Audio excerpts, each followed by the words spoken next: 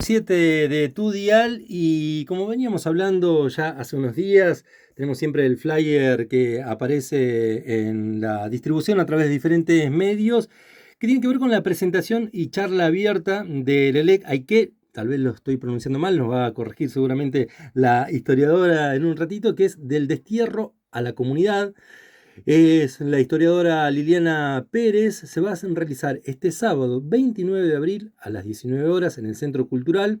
Acá lo conocemos en Trevelin muy pero muy bien, en San Martín 339, entre otras actividades que va a estar desarrollando aquí en nuestra región Liliana. Y le vamos a agradecer a Liliana Pérez que se haya acercado recién llegadita a Esquel, al estudio de Radio Nacional. Liliana, muchas gracias por venir aquí. No, gracias a ustedes por la invitación. Sí, sí, recién llegaditos y contentas de estar acá.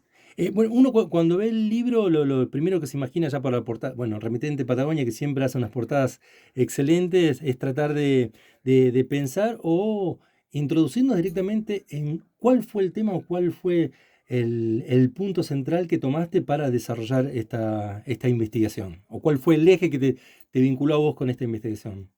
Bueno, Lele Kaik, sí, supongo que se pronuncia así, yo tampoco sé, es una voz aborigen de los llamados Saunkenk, o de Ujú. los grupos de Huelches del Sur, como le llama mucha gente. Y me gustó como título porque es también una forma de nombrar lo que ya no es nombrado, ¿no? Hoy en día tenemos el nombre Leleque asociado a las estancias o a una estancia en particular, y es un nombre que viene derivado de una voz indígena, que es justamente quienes dan nombre al paraje. Conversando con un buen amigo con quien compartimos nuestras investigaciones allí en el CELPA, que es Antonio Díaz Fernández, que es un lingüista excelso, él decía que es una voz, hay que quiere decir lugar, Lelec posiblemente quiera decir lugar de pastos altos, lugar bueno para los animales, justamente pensando en esa franja, ¿no? Que Ujú. nosotros tenemos cuando vamos de Esquela a Maitén, digamos, Total. bueno. Y me parece que las palabras que han sido dejadas de usar tienen que volver a ser usadas. Y el Lelekai, que es una forma también de restauración de una voz y de toda una historia que muchas veces pasa desapercibida o está subalternizada con otras historias, ¿no? Y me parecía que ponerlo en un libro de esa manera era volver a poner una serie de actores en escena que si bien están dando vueltas ya en muchos trabajos, pretendía en este libro por lo menos reunir cosas que andaban sueltas o en artículos sueltos y poder hacer una historia de esta zona a partir de mi mirada, por supuesto. Liliana, ahí, bueno, decías bien palabras que desaparecen, que son palabras que también dejan de aportar una mirada del mundo. El Uh mundo, -huh. situarlo en un lugar determinado, un rincón del mundo, ¿no? Uh -huh. ¿Estas desapariciones de las palabras ocurren de manera fortuita o tienen un entramado atrás que hacen que estas palabras vayan desapareciendo? No, el lenguaje en todo caso es el resultado de una lucha más, ¿no? Y esa lucha es la lucha que de alguna manera intentó eh,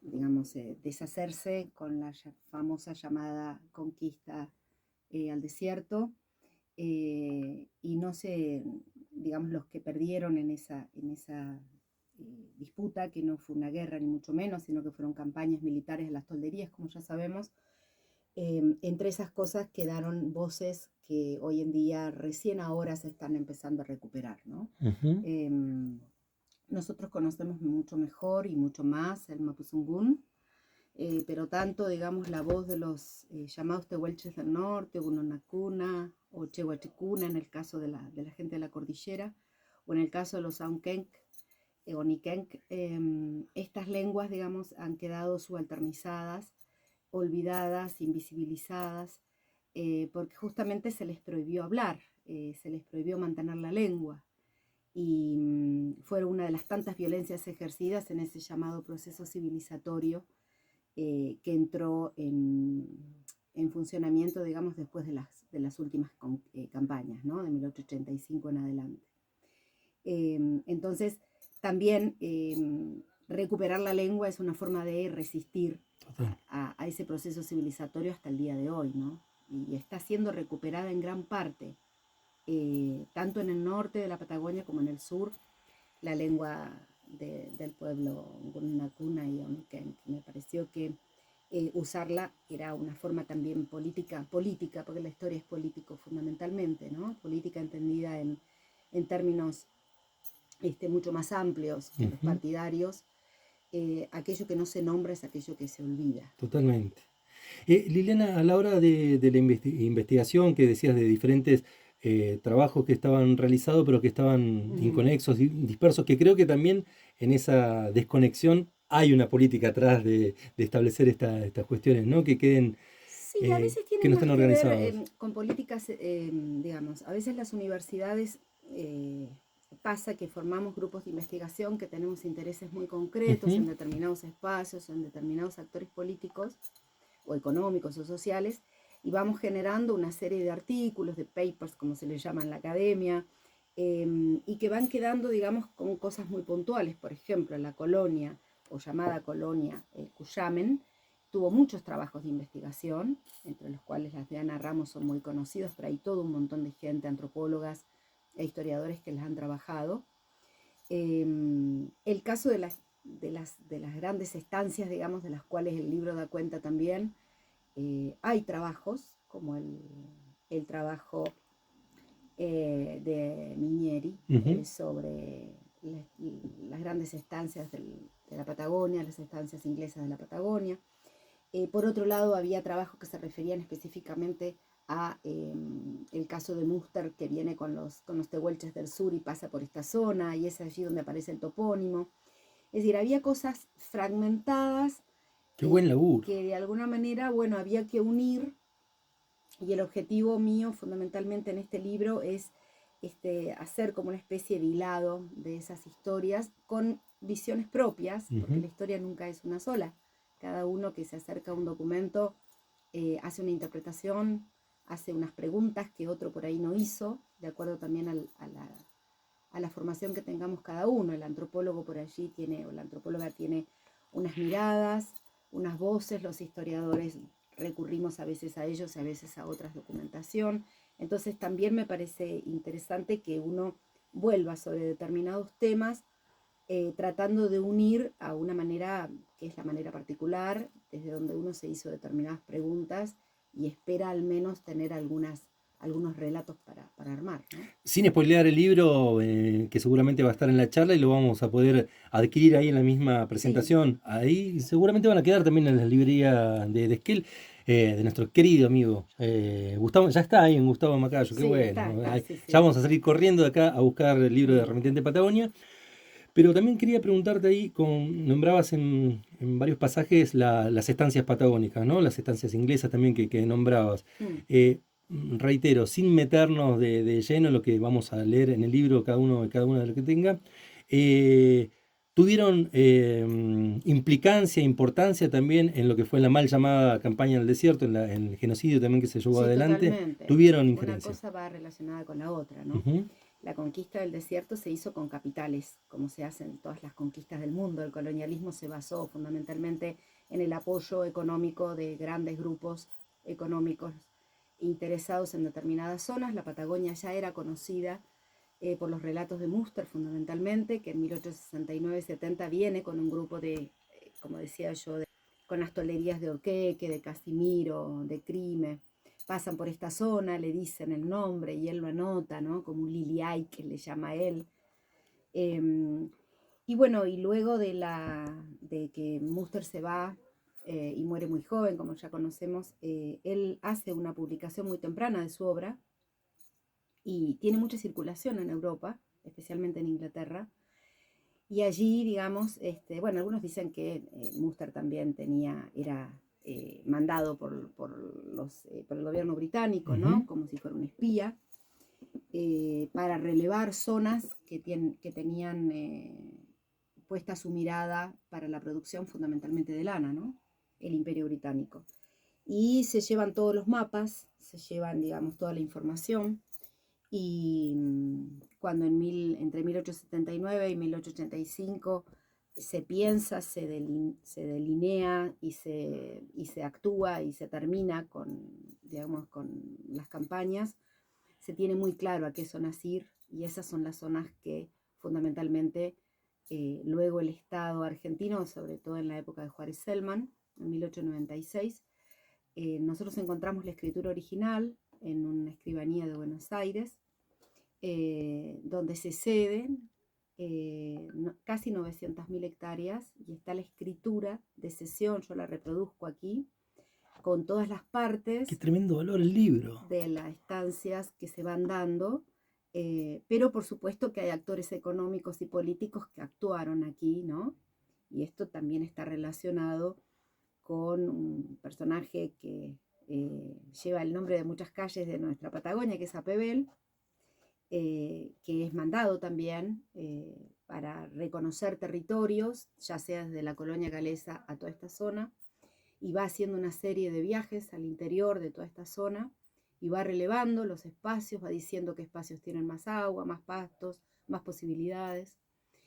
Y terminado ese relevamiento al año, hoy en día le llamamos palo blanco, pero sería un testaferro, pasan parte de esas tierras ya a su nombre.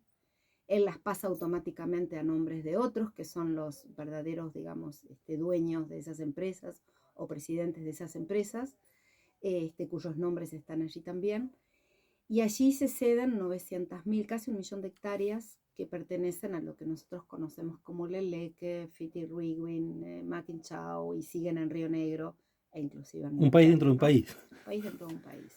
Ese es el colonialismo, digamos, de fines del siglo XIX, que fue posible siempre y cuando hubo una élite argentina, como pasa hoy en día, y lo tenemos Total. aquí también, que permite esta serie de apropiaciones o de expropiaciones, en todo caso, a sus antiguos dueños, que son los pueblos originarios, para ser cedidas directamente, porque ni siquiera se puso un peso acá.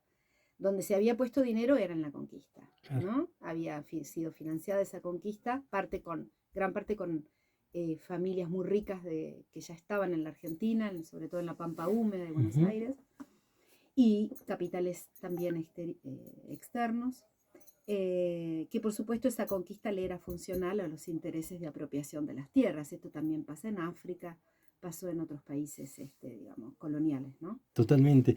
O sea que hay un colonialismo externo, pero también hay un colonialismo interno del propio Estado argentino, que lo que hace es poner en marcha una guerra para ellos, pero una campaña de, un genocidio, como yo lo nombro allí. Yo creo que el término genocidio es un término es correcto. Que hay que reivindicar, sí. Totalmente. Sí, totalmente. Ahí nombrabas digamos, en diferentes partes de la historia del mundo, nos centramos aquí en la Argentina, que tiene que ver con estos lazos que se dan a veces entre los capitales privados extranjeros, internos también, y los estados nacionales también, ¿no? Y este es un claro ejemplo también, justo lo relaciono, lo linkeo de una manera, cómo sucede lo que hablábamos, o recién comentábamos, con la historia económica actual, del día a día. Sí. Que esto se traduce de alguna u otra manera, que están presentes, ¿no? No es que algo que sucedió en la historia y quedó ahí, sino que está sucediendo, sigue sucediendo hasta el día de hoy, está presente cuando uno directamente sale con el auto de viaje. Y ver los conflictos territoriales que estamos teniendo, ¿no es verdad? Las apropiaciones, digamos, por ventas legítimas, supongo yo, a tierras, a gran cantidad de tierras alrededor de los lagos, por ejemplo, de los principales lagos, de las zonas con recursos más importantes, que se nos están yendo de las manos ya hoy en día, con acceso al río Chubut, por ejemplo. Total. Digamos, está ocurriendo hoy lo mismo, es decir, es el mismo proceso. Hoy se le llama neoliberalismo, en el siglo pasado era el liberalismo del siglo XIX, pero digamos, los historiadores decimos que siempre hay que historizar los procesos, no se los puede pensar que son iguales, sino que tienen sus características peculiares, sus coyunturas, pero bueno, el libro trata de rescatar eso, unido a luego la resistencia que algunas de las comunidades que quedaron encerradas en las peores tierras, porque obviamente al darse 900.000 hectáreas de las mejores tierras, quedaron una serie de comunidades a quienes se les dieron, por ejemplo, comunidad Cuyamen, Colonia Cuyamen. Tierras que son tierras altas, que no tienen esos pastos, que no tienen tanta agua. Y fundamentalmente en este libro me dedico a ver algunos conflictos y algunas resistencias, no solo con los problemas de los estancieros, sino también con otro elemento que llegan, como son los inmigrantes, comerciantes, y que, bueno, especialmente tomé el caso de la comunidad de Vuelta del Río, ¿no? Ustedes acá en Esquel saben muy bien cuáles han sido los conflictos eh, con comerciantes de la zona, ganaderos en muchos casos, mercachifles que luego van encerrando, digamos, a los pequeños crianceros que van quedando endeudados y que muchas veces actúan en unión con la policía, con los jueces de paz. Y bueno, y han tenido, como en el caso de la familia Fermín, por ejemplo, Total. ya en épocas mucho más contemporáneas y relacionado a contextos nacionales, específicamente el macrismo, por ejemplo, no hay que olvidarlo. Y eh, el terrible hecho también de las tomas de tierras, el intento de recuperación de tierras con muertes, ¿no? de comuneros mapuches o en el caso también de Santiago Maldonado, digamos, es una conflictividad que se da en torno a la apropiación de recursos estratégicos que puede ser la tierra, pero también es la minería, Total. es el agua. Bueno, la historia nos enseña que si sabemos pensar el pasado, muchas veces lamentablemente nos permite coordenadas para entender el presente en el que vivimos, ¿no? Liliana, ahí nos queda poco tiempo, pero te pregunto, a la hora de recopilar estas investigaciones, de ir al territorio, porque está buenísimo esto, Sí. tengo contacto con ustedes muy seguido y sé que están trabajando todo el tiempo en territorio también. Más allá del trabajo formal como historiadora, ¿han tenido algún tipo de resistencia a la hora de no solamente ir a trabajar a lugares o a territorios determinados, sino a la hora de poder tener documentos o adquirir documentos? ¿Han tenido Sí, algún tipo siempre de los resistencia? hay, Ah, sí, siempre. siempre los hay, Y en sí. este caso me imagino que también de manera más Sí, fuerte. sí, no puedo contar cómo accedí a determinados documentos porque Perfecto. es como los periodistas, Te- fuentes Muy reservadas, bien. este, pero bueno, Pero hay, existe. hay trabajos editados que ya han manejado esas fuentes y en el caso del IAC el IAC es el Instituto Autárquico de Colonización y Fomento Rural que está la historia, digamos, de la tierra Ujú. particularmente, ¿no? Te voy a pedir, Liliana, que te pongas un poquitito los auriculares esos. Ahí Lito Calfunao desde el otro wing quiere hacer una pregunta ahí también, ¿eh? Hola Liliana, bueno, un gusto poder escucharte acá. ¿Qué tal? ¿Cómo estás? Cuando escucho hablar de estos lugares tan nuestros, ¿no? Como es que el AIC, el AIC, como dice ahí, el AIC, siempre hablando con historiadores, en algún momento me decías que tuviste acceso a alguna documentación. ¿Hay algún linkeo de esto que cuando hablamos de las estancias inglesas, teniendo en cuenta que la Ruta 40 todo lo que fue la ruta de Múster, no es casualidad, Ujú. después todas las instancias inglesas, bien lo decías ahí, se instalaron, ¿no? Todos los mejores lugares y que lo que es hoy la Ruta 40 fue la famosa ruta Tehuelche. Pero al margen de eso, ¿hay en algún momento, hay algún link entre lo que fue Malvinas, porque ya estaban los ingleses en las Islas Malvinas, a lo que vino después, ¿no? Todas las estancias de Santa Cruz misma, grandes estancias, Teca, que fue un vergel en su momento, Teca, el verdadero Teca, porque Teca hoy el pueblito está, es una consecuencia, el verdadero Teca estaba en el mejor lugar, estaba el río, La estancia, sí, la claro, estancia después Teca en vino el Company. alambrado Mm. y quedó Teca, por eso hoy muchos nicunean dicen, ¿cómo puede haber hecho el pueblo en este lugar? Se fue una cuestión de la estancia, ¿no? Pusieron el alambre y toda la indiada, por ahí pusieron una comisaría, quedó y se fue así formando el pueblo. Pero mi pregunta es esa. En los documentos esos que hay, porque no todos muchos tienen el privilegio de poder acceder a eso, ¿habrá en algún momento, debe haber una conexión directa de lo que fue Malvinas, los ingleses en Malvinas y las estancias en Santa Cruz en principio, porque también estaba, ni hablemos de Tierra del Fuego, pero sobre todo al lado de Chubut, ¿no? En un futuro, qué lindo podría ser que alguien saque a algún historiador, que yo creo que está iniciado eso. Y bueno, como vos decís, a veces las corporaciones y eso no dejan que salga a la luz, como Sí, los intereses en Malvinas, digamos, son bastante anteriores, ¿no? Sí, 1830 y pico ya estaban allí y se hace todo un poblamiento malvinero de ovejas, sobre todo en las estancias de Santa Cruz. Y los administradores de muchas de estas estancias eran investigadores ingleses, por supuesto, puestos por las propias compañías. No sé, acá tengo también a otro historiador, conocido amigo y compañero, que si hay un link directamente con el caso de Malvinas. El link sería el Imperio Británico y las grandes empresas británicas actuando colonialmente en la región, digamos, desde mediados del siglo XIX. La misma trochita es una Pero, consecuencia de eso, de ponerle a la avenida Holditch para que después el bueno, árbitro ceda. bueno, Sí, es argentino, después le devolvemos con tierra y sí. eso, todo, pero por eso digo, todo linkeado, ¿no?